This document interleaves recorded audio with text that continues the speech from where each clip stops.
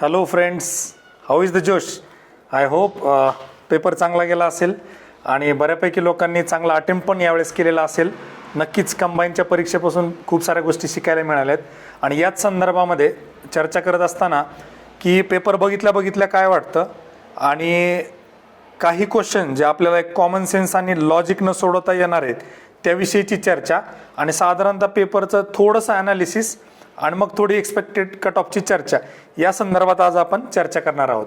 तर पहिल्यांदा जेव्हा आपण पेपर बघतो तेव्हा पेपर थोडासा फॅक्च्युअल वाटतो आणि बऱ्यापैकी वन लाईनर आहेत. आता ग्रुप सीचा पेपर म्हटल्यानंतर ते असणं अपेक्षितच आहे. म्हणजे आता जर तुम्ही परीक्षांचा थोडासा अभ्यास केला असेल मागच्या राज्यसेवा पूर्व, कंबाईन पूर्व आणि आता आज झालेली परीक्षा, तर तुम्हाला एक क्लिअर कट थोडंसं डिमार्केशन त्या ठिकाणी दिसतं की राज्यसेवेची तयारी करताना आयोगाला काय अपेक्षित आहे, कंबाईनची तयारी करत असताना आयोगाला काय अपेक्षित आहे आणि ग्रुप सीची तयारी करत असताना आयोगाला काय अपेक्षित आहे. थोडंसं क्लिअर कट डिमार्केशन झालेलं आहे आणि यातून आपल्याला एक गोष्ट अशी शिकायला मिळते की आता मी राज्यसेवाही करतो, कंबाईनही करतो, ग्रुप सीही करतो, तर हे फार डिफिकल्ट झालेलं आहे. म्हणजे नक्कीच काही लोक करू शकतात, ज्यांनी 3-4 वर्ष चांगला अभ्यास केला, 2-3 वर्ष अभ्यास केलाय, ते लोक नक्कीच करू शकतात. पण ॲटलिस्ट सुरुवातीचे जर तुमचे 1-2 वर्ष असतील तर नक्कीच तुम्ही असं करू नका, कंबाईन झाली की ग्रुप सी झाली की राज्यसेवा, असं करू नका. कुठलीही एकच परीक्षा फोकस करा आणि त्याच परीक्षेच्या अनुषंगाने तुमचा अभ्यास करा, तर आणि तरच पास होण्याचे चान्सेस वाढतील. अदरवाईज 1-2 मार्कावर राहते, 1 मार्कानं 0.5ने राहते किंवा मग 4-5 मार्कांनी राहते, असं प्रत्येक वेळेला होत राहील. त्यामुळे क्लिअर कट एक डिसाईड करा की मला काय करायचं आहे. पहिल्यांदा ग्रुप बी करायची, सी करायची आहे किंवा राज्यसेवा करायची, जे करायचं ते निश्चित करा आणि मगच तुमच्या अभ्यासाला लागा, राईट. तर आता पेपर जर आपण बघितला तर म्हणजे बऱ्यापैकी वन लाईनर फॅक्च्युअल गोष्टी आहेत आणि पेपर साधारणतः म्हणजे थोडंसं आपण फोरम मेड सिम्पलची जर चर्चा बघितली आणि बाकीच्या विद्यार्थ्यांसोबत ज्यांचे काही मेसेजेस आणि कॉल झालेत की इझी टू मॉडरेटकडे जातो, बऱ्यापैकी इझीकडे आपल्याला म्हणता येईल. आणि त्यातल्यात आपण जर कम्पेअर केलं कंबाईनसोबत तर कंबाईनचा पेपर बऱ्यापैकी अवघड वाटतो. इव्हन राज्यसेवेपेक्षा पण पॉलिटी जर बघितला तर खूप अवघड वाटतो आणि नक्कीच कंबाईनचा. आणि सर्वात मोठं चॅलेंज कंबाईनला ते होतं की पेपर खूप लेंदी होता, स्टेटमेंट जे होते ते वन लाईनर नव्हते, त्याच्यामुळे वेळ फार लागत होता आणि 1 तासामध्ये ते 100 प्रश्न सोडवणं हे खूप कठीण होऊन बसलं होतं ॲज कम्पेअर टू कंबाईन. मग आता ग्रुप सीचा विचार केला, वन लाईनर असल्यामुळे GS बऱ्यापैकी कव्हर झाला, बऱ्यापैकी वेळ ॲप्टिट्यूड आणि लॉजिकल रिजनिंगला देता आला, त्यामुळे तिथेही 10-12 प्रश्न आरामात सोडवता येतील बऱ्यापैकी लोकांना. अशा प्रकारचे क्वेश्चन ते 15 होते, बऱ्याचशा लोकांनी 13-14 पर्यंत करेक्ट सोडवलेत, काही प्रॉब्लेम नाही. तो पण बऱ्यापैकी सोपा होता. मग आता जर विषयाला धरून आपण थोडंसं बोलायला गेलं की पेपर जिओग्राफी कसा होता, हिस्ट्री कसा होता, तर एक साधारणतः करंट अफेअर्स बऱ्यापैकी क्वेश्चन थोडे डिफिकल्ट होते.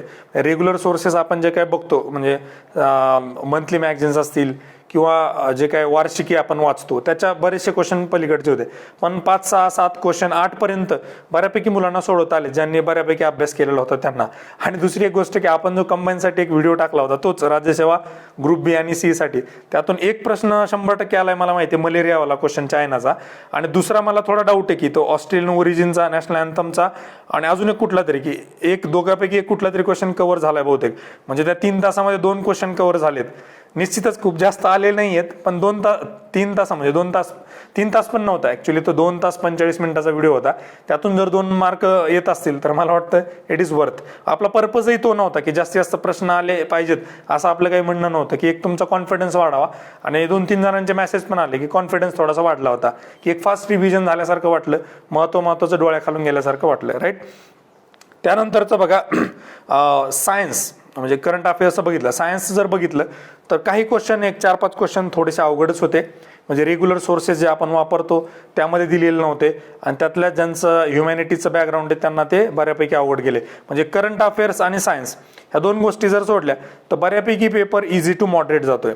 त्याच्यानंतर आपण थोडंसं जिओग्राफीकडे जर बघितलं तर जिओग्राफीला युजली काय असतं की साधारणतः महाराष्ट्रावर थोडासा कल जास्त असतो आणि वर्ल्ड किंवा इंडियन जिओग्राफीवर थोडे कमी असतात. पण यावेळेस काय झालं, थोडासा शिफ्ट झाला आणि इंडियन जिओग्राफीचे बरेचसे प्रश्न म्हणतात. बुंदेलखंडचा प्रश्न जो आहे म्हणजे तिथला सेटलमेंट पॅटर्न म्हणजे तो एनसीईआरटीतला प्रश्न आहे. बऱ्यापैकी लोकांनी ग्रुप सीची तयारी करणाऱ्या एनसीईआरटी वाचलं नसेल किंवा वाचतही नसतील, त्यामुळे तो पण क्वेश्चन अवघड जाऊ शकतो. जसं रूर ऑफ इंडिया म्हणजे जर्मनीतला एक जो रूर रिजन आहे त्याच्याविषयी विचारलेला प्रश्न, एक 3-4 प्रश्न आपण जर बघितलं थोडासा शिफ्ट जिओग्राफीमध्ये दिसतो. त्याच्यानंतर इतिहास जर बघितला आपण, म्हणजे आता जे नवीन एमपीएससी करायला आलेत त्यांना असं वाटेल की अरे इतिहास किती सोपा आहे. थोडंसं 18-19चे पेपर जाऊन बघा, 17चे, कळेल की इतिहास किती अवघड विचारायचा आयोग. पण नक्कीच तुम्हाला जर मागच्या 4-5 एक्झाम जर बघितल्या आपण, तर हिस्ट्रीचे बऱ्यापैकी ओळखीचे प्रश्न आहेत, म्हणजे ॲटलिस्ट समाज सुधारक ओळखीचे असतात. पूर्वी असं व्हायचं, मला वाटतं 18च्या प्रिलिम्सला 3 प्रश्न होते समाज सुधारकवर, 3पैकी एकही नॉर्मली कोणी वाचलेला नसायचा, कोणी बघितलेला नसायचा. त्यामुळे हिस्ट्री पण बऱ्यापैकी इझीकडे आपल्याला म्हणता येईल.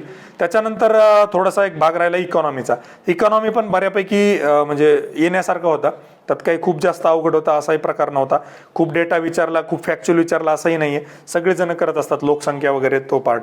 नंतर पॉलिटीचा पण बघा, जर कंबाईनला बघितलं तर खूपच सोपा. कंबाईनचा कारण खूप अवघड होता, म्हणजे कंबाईनच्या रिलेटिव्हली हा खूप सोपा होता. 1-2 गुगली पण होते, जसं की आपण क्वेश्चन बघितलं असेल की मिनिस्टरची संख्या जी आहे तर तिथं एक्सक्लुडिंग दिलेलं होतं. म्हणजे वाचण्यात जर एक्सक्लुडिंग नाही वाचलं, अरे हे 15% बरोबर आहे, हा 12 हे पण बरोबर आहे, तर आपण घाईमध्ये दोन्ही स्टेटमेंट बरोबर करू शकतो, ही एक चूक. त्याच्यानंतर ॲडव्होकेट जनरल ऑफ स्टेट जो होता तर तो पण हायकोर्ट असं वाटायला लागतं माणसाला की अरे हे सगळेच बरोबर आहेत का, तर तिथं पण थोडासा 1-2 क्वेश्चनला ट्रॅप. पण या पेपरमध्ये ओव्हरऑल जर बघितलं तर खूप सारे ट्रॅप्स नव्हते, किंवा ज्याला गुगली म्हणतो आपण, खूप सारे गुगली त्या पेपरमध्ये नव्हते. बऱ्यापैकी स्ट्रेट फॉरवर्ड क्वेश्चन होते. आणि दुसरी एक महत्त्वाची गोष्ट आणि चांगली मला जी वाटली की या पेपरमध्ये क्वेश्चन चुकीचे असणे किंवा खूप सारे आन्सर चेंज होणे हा प्रकार फार कमी होईल. फार कमी क्वेश्चन म्हणजे मला वाटतं सापडलेच नाही. रिअरली 1-2 क्वेश्चन असतील ज्याच्यामध्ये क्वेश्चन चुकीचा आहे किंवा ज्याचे आन्सर आयोगानं पहिली की दिल्यानंतर दुसऱ्या कीला बदलतील. फार जास्त बदल होणार नाही. मॅक्स मी सांगतो 4 ते 5 प्रश्न, याच्यापेक्षा जास्त होऊच शकत नाही. कारण क्वेश्चनच असे होते की बऱ्यापैकी स्ट्रेट फॉरवर्ड होते आणि करेक्टच होते. त्याच्यामध्ये तुम्हाला ऑब्जेक्शन घ्यायला पण जास्त स्कोप नाही आहे. त्यामुळे आपला फोरम मेड सिम्पल जो ग्रुप आहे तर त्याचं ग्रुप सी साठी महत्त्व जास्त राहणार नाही आहे, कारण आयोगाला जे ऑब्जेक्शन पाठवायचे त्यासाठी जास्त ऑब्जेक्शन पण असणार नाहीत. पण ही चांगली गोष्ट आहे की आयोग कुठेतरी, आता ही चांगली गोष्ट आहे म्हणजे हा पॅटर्न झालाय का चुकून फक्त ग्रुप सी साठी क्वेश्चन चांगले झाले ते आपल्याला पुढची परीक्षा आल्यानंतरच कळेल. आता राज्यसेवा मेन्स जेव्हा परीक्षा होईल तेव्हा आपल्याला एक अंदाज येऊन जाईल की आयोग खरंच कमी चुका करते आता जाणून बुजून, का आयोगाकडून असं झालंय फक्त ग्रुप सी साठी, राईट. तर तो एक भाग होता. त्याच्यानंतर आता जो महत्त्वाचा विषय आहे की लॉजिकली क्वेश्चन कसे सोडवता येऊ शकतात आणि कॉमन सेन्सनं क्वेश्चन कसे सोडवता येऊ शकतात, याचा जो फायदा आहे तुम्हाला तो येणाऱ्या पुढच्या एमपीएससीच्या परीक्षांना व्हावा, हा माझा एक थोडासा हेतू आहे या गोष्टी डिस्कस करण्यामागे. या पेपरविषयीचं जास्त नाही आहे, पण पुढच्या येणाऱ्या परीक्षा ज्या आहेत त्याला तुम्हाला कसं लॉजिक वापरता येऊ शकतं, कसा कॉमन सेन्स वापरता येऊ शकतो आणि ॲटलिस्ट 1-2 ऑप्शन कसे इलिमिनेट करता येऊ शकतात, याच्यासाठी जी काय मदत होऊ शकते त्याविषयीची ही चर्चा आहे. आता पहिला प्रश्न बघा, एक PSA ऑक्सिजन प्लांटचा प्रश्न होता. आता PSA ऑक्सिजन प्लांट्स चा जो प्रश्न आहे त्याच्यामध्ये तुम्हाला एक लक्षात आला असेल ऑक्सिजन प्लांट, आणि तुम्ही एक साधारण लॉकडाऊनमध्ये बघितलं असेल ऑक्सिजन सिलेंडर, तर सिलेंडरमध्ये जेव्हा तुम्ही गॅस भरत असता ऑक्सिजन, तर तेव्हा तुम्हाला प्रेशर द्यावं लागतं, म्हणजे प्रेशराइज गॅस असतो तो. मग प्रेशर जर एवढं थोडंसं कॉमन सेन्स लॉजिक तुम्हाला माहित असेल तर 2 ऑप्शन तुम्ही लिमिट करू शकता. कुठले? प्रायमरी स्टोरेजवाला आणि प्रायमरी स्लिपवाला. आता उरले 2च की प्रेशर स्विंग ॲडसॉप्शन आणि प्रेशर स्लिप ॲडजस्टमेंट. आता 2 पैकी एक तुम्ही लॉजिकली कुठलाही घेऊ शकता. ॲटलिस्ट 50% आन्सरपर्यंत तुम्ही पोहोचू शकता. आणि या प्रश्नामध्ये तुम्हाला काहीही माहीत नसू द्या, काहीही माहीत नाहीये तरी पण तुम्ही ॲटलिस्ट 50% पर्यंत पोहोचू शकता. आणि ज्या लोकांना थोडंसं ॲब्सॉप्शन या ज्या गोष्टी थोड्याशा माहीत असतात त्यांनी मग ते करेक्ट प्रेशर स्विंग ॲडसॉप्शनकडे पण गेले असतील, राईट. त्याच्यानंतर एक थोडासा लॉजिकली, याच्या बघा मी लॉजिक ज्या अर्थानं सांगतो ना त्या अर्थानं तुमचं ओव्हरऑल अंडरस्टँडिंग आणि ओव्हरऑल अभ्यास खूप चांगला असला पाहिजे. तर आणि तरच तुम्ही ते, म्हणजे हे काही तुक्केबाजी नाही आहे किंवा हे काही असल्या ट्रिक्स नाही आहेत की हे केलं म्हणजे हेच असतं. एक ओव्हरऑल तुमचा जो अभ्यास असतो तो अभ्यास वापरून दिलेल्या ऑप्शनमधले काही ऑप्शन बाजूला काढणे आणि योग्य ऑप्शनकडे जाणे, याच्यासाठी कसा फायदा होऊ शकतो याविषयी बघा. दुसरा प्रश्न होता की which of the following countries has changed word in its national anthem to honour indigenous people. हा एक प्रश्न मला असं वाटतं की डिस्कस केल्यासारखा. आता इंडिजिनस पीपल म्हणजे कुठल्या मराठीमध्ये जर आपण मूळ रहिवासी लोक, आता खालचे जर देश तुम्ही असे बघितले म्हणजे इटली, फ्रान्स आणि स्पेन, हे तिन्हीमध्ये असा काही कधी इश्यू झालेला नाही आहे, काळे गोरे किंवा इथले मूळचे बाहेरून आलेले. जर या उलट तुम्ही ऑस्ट्रेलिया जर बघितलं तर ऑस्ट्रेलिया ही कॉलनी होती ब्रिटिशांची आणि नंतर तेच लोक युरोपियन लोक येऊन तिथं स्थायिक झाले, म्हणून तिथं मूळ लोक वर्सेस आलेले मायग्रेटेड असा इश्यू होता. म्हणजे लॉजिकली जरी थोडा विचार केला तर आपल्याला ऑस्ट्रेलियाकडे जाता आलं असतं. त्याच्यानंतर हो, मलेरियाचा क्वेश्चन जो आपण व्हिडिओमध्ये कव्हर केला होता. त्याच्यानंतर क्वेश्चन होता बघा आर्क्टिकायम, आर्क्टिकायम ARKTIKAM, आर्क्टिकायम. आता हे जे नाव आहे तर नावाच्या बाबतीमध्ये कसं असतं, कुठलंही सॅटेलाइट असेल, मिसाईल असेल किंवा डिफेन्सची एखादी कुठली तरी आर्टिलरी असेल तर शक्यतो प्रत्येक देश काय करतो की आपल्या देशाला शोभेल आणि आपल्या देशाचं त्यात काहीतरी ओरिजिन असेल असे शब्द वापरतो. म्हणजे जर चायना असेल तर त्यांच्या BDU नाव असतं, BDU, राईट. जापान असेल तर मग काय की ते जापनीज नावामध्ये काहीतरी दिसेल तुम्हाला. आणि जर तुम्ही युरोपियन बघितलं तर ते गॅलिलिओ वगैरे त्या टाईपमध्ये काहीतरी, म्हणजे तो थोडंसं इंग्लिशमध्येच असतं. त्यानंतर US जर बघितलं ते पण इंग्लिश शब्द वापरणार. भारताचं जर बघितलं तर तुम्ही ब्राह्मोस, पृथ्वी, हे नावं जे आहेत ते इंडियन ओरिजिनचे, एक संस्कृत ओरिजिन किंवा इंडियाचं काहीतरी त्याचं रिलेशन असतं. मग तसा जर विचार केला तुम्ही आर्क्टिकायम तर तुम्ही जर बघितलं तर याच्यामध्ये जापान तुम्ही आरामात इलिमिनेट करू शकता, चायना इलिमिनेट करू शकता किंवा चायना आणि जपान हे शक्यतो त्यांच्या सॅटेलाइटला असे नाव देतच नाहीत. आता उरले दोन, रशिया आणि जर्मनी. मग याच्यामध्ये जर तुम्ही एक शब्द बघितला असेल आर्क्टिका, के जेव्हा वापरतात म्हणजे हे थोडंसं रशियन रूट आहे, रशियन रूट ह्या वर्डचं, तर तुम्हाला लक्षात येईल. आणि दुसरी अजून एक गोष्ट अशी आहे की तुम्ही बघितलं असेल तर जर्मनीचे जास्त सॅटेलाइट नसतात. जे मेजर 3-4 कंट्री आहे त्यामध्ये Russia, America, Japan, China, India हेच सॅटेलाइटवाले. मग त्यामुळे जर्मनी तर आरामात इलिमिनेट करता आला असता आणि रशियाकडे तुम्हाला जाता आलं असतं. रशियन नावं पण तुम्ही बघा म्हणजे ब्लावात्स्की, व्लादिमीर पुतीन, त्यांचे नाव असे असतात. आम्ही ते जास्तात जावलात्स्की, म्हणजे जिथं जिथं असे शब्द येतात तिथं बघायचं की ते रशियन ओरिजिनचा वर्ड आहे, असंही तुम्हाला एलिमिनेट करता आलं असतं. ही टेक्निक तुम्ही कुठेही वापरून बघा. इनफॅक्ट UPSC मध्ये पण 2 वेळा ही वापरून उत्तर सॉल्व्ह करता आलेलं आहे. त्याच्यानंतरचा बघा हा प्रश्न मला एक वाटतं की व्हिडिओमध्ये कव्हर केला असेल कदाचित. What is the name of the trilateral program by the UK, US and Australia to take up security challenge in the Indo Pacific. आता आपण फुलटो म्हणजे काय म्हणतात त्याला दिल्यासारखा प्रश्न आहे आयोगाना की इथं तुम्ही कंट्रीचे नाव बघा, UK, US आणि ऑस्ट्रेलिया. एक एक नाव घ्या. ऑस्ट्रेलियामधलं A घ्या, UKचं UK घ्या आणि USचं US घ्या. ऑकस. एवढा सोपा क्वेश्चन होता. फक्त तुम्हाला इथे काय होतं की ते इंग्लिशमध्ये पण त्यावेळेस वाचता यायला पाहिजे होतं आणि हे लॉजिक तुम्हाला लावता यायला पाहिजे होतं. करेक्ट. त्याच्यानंतरचा एक लॉजिकल क्वेश्चन मला असा वाटतो की which of the following country has appointed, Anita आनंदचा प्रश्न जो आहे, अनिता आनंद. आता बघा मॅक्झिमम वेळा जेव्हा इंडियन ओरिजिनचे लोक परदेशात जातात तर मॅक्झिमम एक तर कॅनडा आहे आपल्याकडे की US मध्ये. तुम्ही निकी हेले वगैरे USचं जर बघितलं असेल किंवा कमला हॅरिसचं बघितलं असेल तर US मध्ये तुम्हाला दिसेल आणि सेम तुम्हाला कॅनडामध्ये पण दिसतं. मग तसा जर विचार केला लॉजिक तर तुम्हाला 2 ऑप्शन इलिमिनेट करता आले असते, इंग्लंड आणि फ्रान्स. मग उरले 2च, कॅनडा किंवा ऑस्ट्रेलिया, सॉरी कॅनडा किंवा अमेरिका.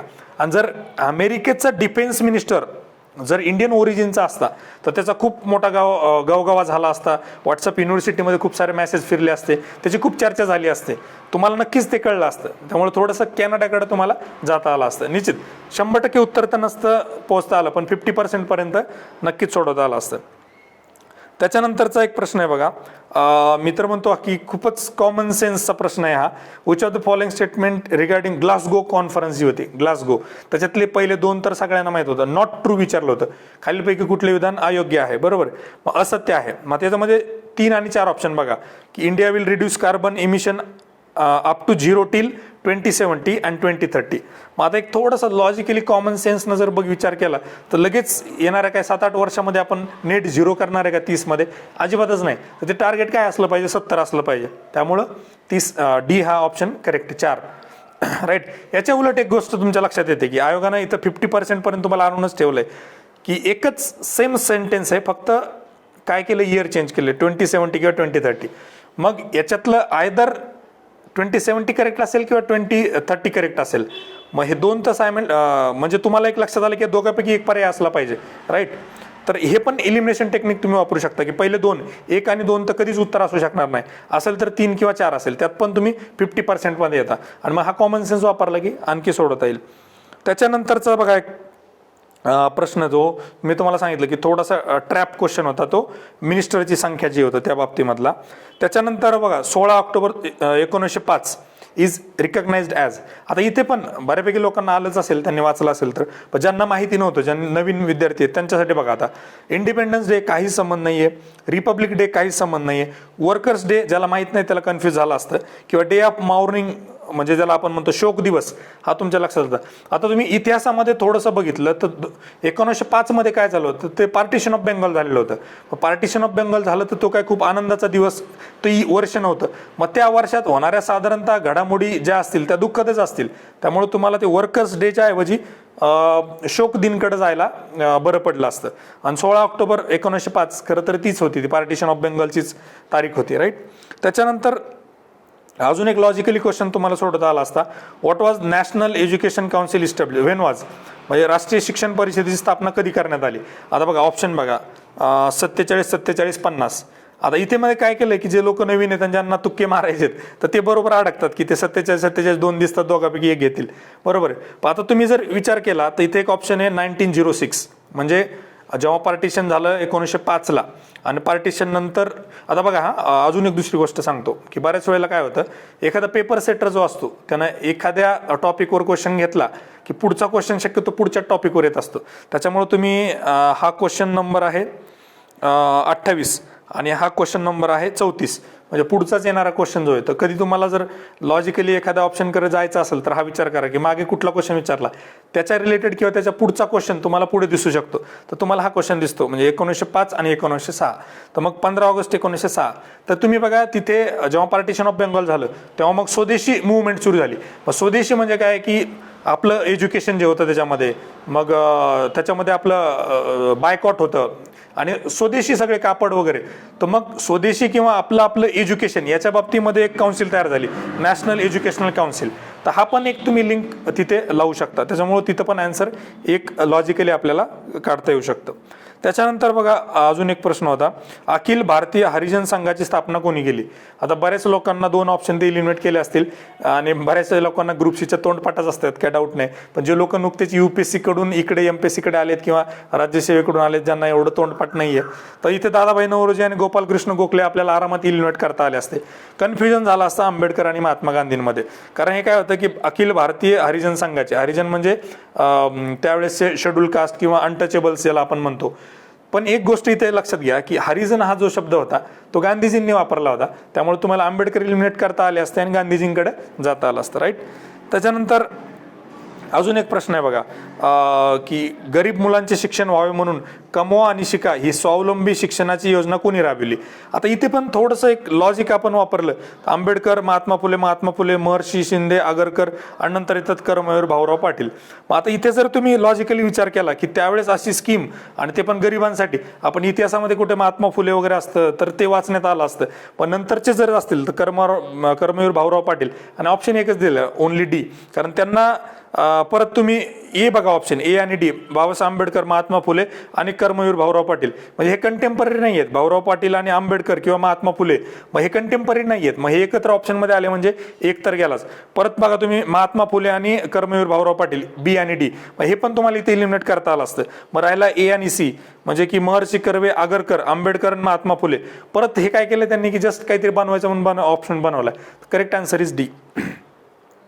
त्याच्यानंतर अजून एक बघा क्वेश्चन बऱ्याचशा ग्रुप सी करणाऱ्यांना अवघड गेला असेल, तो म्हणजे की भारताचे रूर म्हणून कशाला ओळखतात. तर हा प्रश्न बऱ्यापैकी आवड. इथे पण तुम्हाला एक गोष्ट लक्षात आली असती, ज्या लोकांना थोडासा जिओग्राफीचा अंदाज आहे की रूर हे जर्मनी आयन इंडस्ट्रीसाठी थोडंसं फेमस आहे, त्याच्यामुळे त्या काळात त्याला नाव दिलेलं होतं. NCERT वाचलं असेल तर अर्थातच ते सहज माहीत असेल. आता इंडियामध्ये जर तसा विचार केला तर ऑप्शन बघूयात आपण की कोलकाता हुगळी इंडस्ट्रियल रिजन असू शकतो, पण तिथे जास्त कोल जास्त आहे आयनपेक्षा. अहमदाबाद वडोदरा इंडस्ट्रियल अजिबात नाही, जास्त काही संबंधच नाही इकडे आयनचा. Madurai Coimbatore Bangalore industrial region, again इथे तुम्हाला कोल मिळेल पण तेवढं आयन मिळणार नाही. छोटा नागपूर रिजन असा आहे की तिथे तुम्हाला थोडं कोल पण मिळेल आणि आयन पण मिळेल, आणि मग आयन असल्यामुळं त्याला आपण काय म्हणतो, रूर ऑफ इंडिया असं म्हणतो, राईट. इथे पण तुम्हाला लॉजिकली जाता आलं असतं. त्याच्यानंतर बघा एक व्हॉट टाईप ऑफ बुंदेलखंड प्रदेशातील ग्रामीण वसाहती कोणत्या प्रकारच्या आहेत? आता हा त्या मानानं थोडासा अवघड प्रश्न आहे. इथे पण लॉजिकली तुम्हाला एक गोष्ट करता आली असती की कॉम्पॅक्ट असण्याचे चान्सेस फार कमी आहेत, कारण तो चढ उताराचा आणि बॅडलँड टोपोग्राफी ज्याला आपण म्हणतो त्या प्रकारचा आहे. तर मग इथे सेमी कॉम्पॅक्ट किंवा त्याला आपल्याला म्हणता आलं असतं कॉम्पॅक्टपेक्षा सेमी कॉम्पॅक्टकडे आपल्याला थोडंसं जाता आलं असतं. सर्क्युलर तर नाहीच आहे, राईट. इथे पण आणि तसा हा थोडासा डिफिकल्ट क्वेश्चन पण होता. त्याच्यानंतर अजून एक क्वेश्चन जो आपल्याला सोडवता आला असता की डेव्हलपमेंट फायनान्शियल इन्स्टिट्यूशन्स वर इस्टॅब्लिश टू, विकास वित्तीय संस्था. आता जेव्हा आपल्याला विकास करायचा असतो डेव्हलपमेंट किंवा डेव्हलपमेंटचे प्रोजेक्ट असतात, मॅक्झिमम डेव्हलपमेंटचे प्रोजेक्ट हे लॉंग टर्मसाठी असतात. कुठलाच शॉर्ट टर्मसाठी डेव्हलपमेंटचं प्रोजेक्ट म्हणजे विकास ही कन्सेप्टच लॉंग टर्मची आहे, ही 1-2 दिवसात येणारी गोष्ट नाही आहे, राईट. त्याच्यामुळं तुम्हाला प्रोव्हाइड शॉर्ट टर्म फंड हे ए इलिमिनेट करता आलं असतं.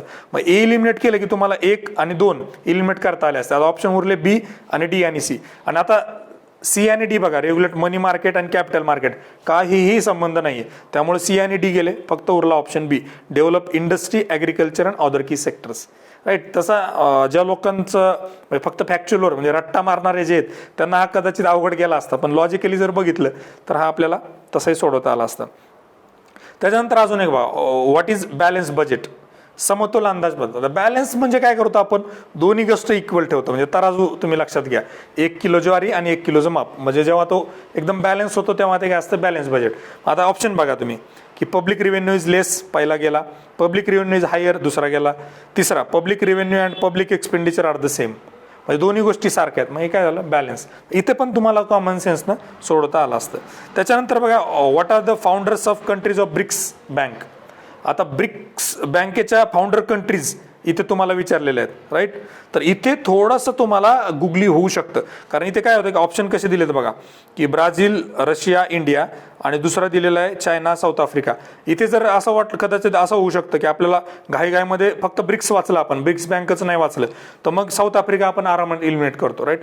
तर इथे पण थोडासा एक ट्रॅप क्वेश्चन जे आपण म्हणलं 2-3 त्यातला एक हा ट्रॅप क्वेश्चन असू शकतो. त्यानंतर डेमोग्राफिक ट्रान्झिशन, लोकसंख्येचे स्थित्यंतर. आता ज्या लोकांनी राज्यसेवेसाठी ती डेमोग्राफिक ट्रान्झिशन थिअरी वाचली असेल कदाचित त्यांना हा सहज आला असेल, ज्यांनी NCERT वाचली असेल त्यांना पण आला असेल, पण जे फक्त ग्रुप सीची तयारी करत होते आणि जे फक्त ठोकळ्यावर डिपेंड होते त्यात कदाचित ही थिअरी तेवढी डिटेल दिलेली नसेल. पण आता बघा तुम्ही डेमोग्राफिक ट्रान्झिशन थिअरी, याच्यामध्ये काय असतं की बर्थ रेट, त्याच्यानंतर तुमचं डेथ रेट याविषयी चर्चा केलेली असते. तर तुम्हाला लक्षात येईल चेंजेस इन पहिला मृत्यूबल आणि जननदर हे 2 तर असलेच पाहिजेत, राईट. त्याच्यानंतर तिसरा होता बघा चेंजेस इन इन्कम डिस्ट्रीब्युशन आणि चौथा अर्बनायझेशन. आता जर खाली ऑप्शन बघितले तुम्ही तर एकही ऑप्शन असा नाही की ज्याच्यामध्ये 4 दिलेले आहेत. मग याचा अर्थ काय आहे की 4 दिलेल्या स्टेट जे आपल्याला ABCD दिलेत त्यातलं कुठलं तरी एक चुकीचं आहे. 4 बरोबर असू शकत नाही, कारण ऑप्शन तसा मिळतच नाही. मग याच्यामध्ये तुम्हाला एक लॉजिकली विचार करता आला असता की जेव्हा आपण डेमोग्राफिक ट्रान्झिशनची कन्सेप्ट बघतो तेव्हा ते ॲग्रारियनकडून अर्बन म्हणजे ॲग्रिकल्चरकडून इंडस्ट्रीयलकडे, तर इंडस्ट्रीयलकडे जेव्हा जातो आपण तर तेव्हा शक्यतो ते अर्बनायझेशनकडे थोडा टिल्ट असतो. त्याच्यामुळे आपल्याला जो एक पर्याय काढून टाकायचा होता तो आपल्याला काढून टाकता आला असता, उत्पन्न वितरणातील बदल, राईट. त्याच्यानंतर अजून एक बघा, which of the following scheme has not been introduced for reducing poverty in India. Full toss होता, लॉजिकल होता, कल्चरल डेव्हलपमेंटचा त्याचा काही संबंध नाही, राईट. त्याच्यानंतरचं बघा, जागतिक व्यापारी संघटनेमुळे भारताचे कोणत्या बाबतीत जास्त नुकसान झाले आहे. अगेन व्हेरी फुल टॉस एकदम.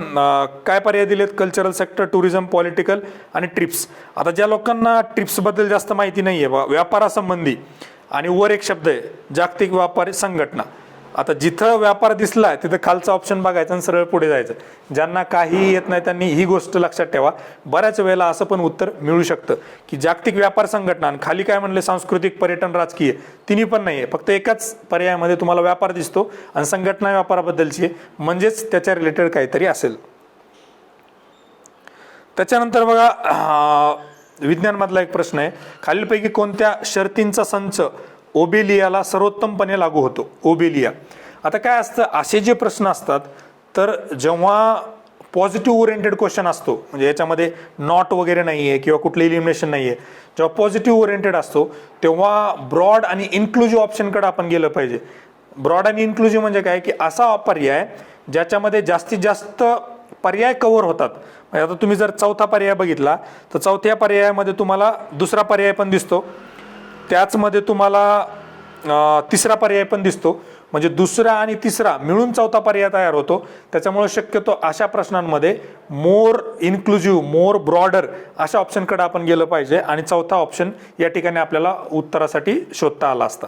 राईट, पॉझिटिव्ह ओरिएंटेड असतात हे शक्यतो, आणि जे ऑप्शन बाकीच्या ऑप्शनला मिळून तयार होतात शक्यतो ते उत्तर असतात. हा काही फॉर्म्युला नाही आहे, हे काही ट्रिक नाही आहे, पण मॅक्झिमम वेळा असं होतं.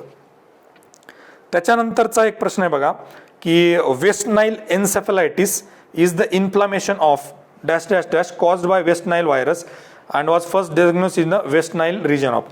आता इथे लॉजिक आणि कॉमन सेन्स कसं होतं, नाईल रिव्हर जर तुम्ही बघितलं असेल तर ती आफ्रिकेमध्ये सगळ्यांना माहिती आहे, आणि ती कुठे खाली आहे का आफ्रिकेच्या, साऊथ आफ्रिकेत अजिबातच नाही. मग साऊथ आफ्रिका दोन्ही ऑप्शन तुम्ही इलिमिनेट करू शकता, 2 आणि 4. आता तुम्हाला लक्षात येईल की ती थोडं उगांडाच्या जवळ आहे, बरोबर आहे. आता उगांडाच्या जवळ आहे म्हटल्यानंतर काय आहे की उगांडा 2 पर्यायामध्ये 1 आणि 3, आणि याच्यामध्ये डिफरन्स फक्त एकच होता, इथे होता ब्रेन आणि नर्वस सिस्टीम, म्हणजे मेंदूला आणि चेतासंस्थेला. आता बघा, नर्वस सिस्टीम जी असते ना ही एक सिस्टीम आहे, म्हणजे नर्व प्लेक्सस असतात, नर्व्स असतात, आणि ब्रेन काय एक ऑर्गन आहे. मग आता जेव्हा तुम्हाला हे येतं इन्फ्लामेशन म्हणतं, म्हणजे सूज येणे, जेव्हा एखाद्या गोष्टीला सूज, तर सिस्टीमला कधी सूज येत नसते, सूज ही एखाद्या ऑर्गनला येत असते. आणि आणखी एक महत्त्वाची गोष्ट सांगतो, म्हणजे ॲज अ डॉक्टर तुम्हाला याचा फायदा करून घ्या की आयटिस जेव्हा लागतं ना, ITIS आयटिस, जेव्हा जेव्हा आयटिस लागतं तेव्हा तेव्हा ते इन्फ्लमेशन झालेलं असतं. म्हणजे काय असतं, कंजंक्टिव्हायटिस, पॅन्क्रियाटायटिस, राईट. तर जेव्हा जेव्हा आयटिस लागतं तेव्हा तेव्हा ते इन्फ्लमेशन असतं, आणि इन्फ्लमेशन कशाचं होऊ शकतं, तर ते होऊ शकतं एखाद्या ऑर्गनचं, आणि मग इथे ऑर्गन तुम्हाला ब्रेन दिसतो. अशा पद्धतीनं पण तुम्ही त्या पर्यायाकडे जाऊ शकता. ज्या लोकांना या टेक्निकल गोष्टी माहीत नाही आहेत, जे लोक आर्ट बॅकग्राऊंडचे आहेत, तर आयटिस म्हणजे इन्फ्लमेशन असतं, आणि इन्फ्लमेशन किंवा सूज ही सिस्टीमला येत नसते कुठल्या, ती येत असते एखाद्या अवयवाला, आणि यामध्ये अवयव दिलेला होता ब्रेन. राईट, हे पण आपल्याला लॉजिकली सोडवता आलं असतं. आणि बाकी तर बऱ्यापैकी तुम्हाला सोडवता आलेलेच असतील. आता महत्त्वाचा मुद्दा एक्सपेक्टेड कट ऑफ नाही सांगितलं तर परत तुम्ही शिव्या घालणार. आता एक्सपेक्टेड कट ऑफचा कसा विषय आहे की बऱ्याच वेळेला मी एक ऑब्झर्व केलं की इमिडिएटली एक्सपेक्टेड कट ऑफ सांगणं म्हणजे की थोडंसं मूर्खपणाच ठरतो, की तुमच्याकडे काही डेटा नसतो, ॲन्सर की नसते, आणि बऱ्याचशा गोष्टींचा पण तुम्ही अभ्यास केलेला नसतो. एक्सपेक्टेड कट ऑफ एक्झॅक्टली आता सांगता येणार नाही, पण साधारणतः एक आपल्याला जर चर्चा करायची गोष्ट झाली तर पेपरची डिफिकल्टी वगैरे बघून आणि नंबर ऑफ सीट्स, म्हणजे आता 900च्या वर जागा आहे टोटल, तर तशा अंदाजानं आपले 55च्या वर जाईल असं वाटतंय. 55च्या खाली येईल असं अजिबात सध्या तरी वाटत नाही. आता ते परत थोडंसं डिपेंड सेकंड कीवर पण आहे, आणि कट ऑफ रिलेटेड आपण काही जास्त चर्चा करू शकत नाही, कारण आपला राज्यसेवेचा कट ऑफ चुकला बघा. आपण पहिल्या की नंतर 20 ते 30ची रेंज सांगितली होती, 28 मध्ये लागला, पण आपण ती पहिल्या कीच्या वेळेस सांगितली होती, त्यामुळे तो करेक्ट आला असं म्हणणार नाही. आणि दुसऱ्या कीच्या नंतर आपण सांगितलं होतं की 15 ते 25 लागेल, तो 3 मार्काने जास्तच लागलेला आहे. राईट, तर त्याच्याविषयी जास्त काही चर्चा करायला नको. आणि तुम्हाला बाकी काही विषयामध्ये किंवा बाकी क्वेश्चन्सबद्दल काही चर्चा करायची असेल तर आपला फोरम मेड सिम्पल नावाचा ग्रुप आहे, त्याची लिंक तुम्हाला डिस्क्रिप्शन देतो. आपलं एक चॅनल पण आहे मेड सिम्पल, ते तुम्ही सबस्क्राईब करून ठेवा, म्हणजे तुम्हाला त्यात काही बऱ्याचशा गोष्टी मला जे इम्पॉर्टंट वाटतात तर मी त्यामध्ये शेअर करत असतो, आणि त्या ग्रुपचा नक्कीच तुम्ही फायदा करून घ्या. आणि बरेच लोक करून घेत आहेत की जिथे जिथे डाऊट वाटतो, एखादा सोर्स काय वापरायचा किंवा एखादी टेस्ट सिरीज कोणती लावायची याविषयीची आणि बरीचशी चर्चा, जे लोक त्यातल्यात नवीन आहेत की ज्यांना मार्गदर्शन मिळत नाहीये, तर त्या ग्रुपवर बऱ्यापैकी सिनियर लोक आहेत जे चांगलं गाईड करू शकतात, असे लोक आहेत, आणि त्याचा तुम्ही भरपूर फायदा करून घ्यावा. Right, so all the very best and thank you very much.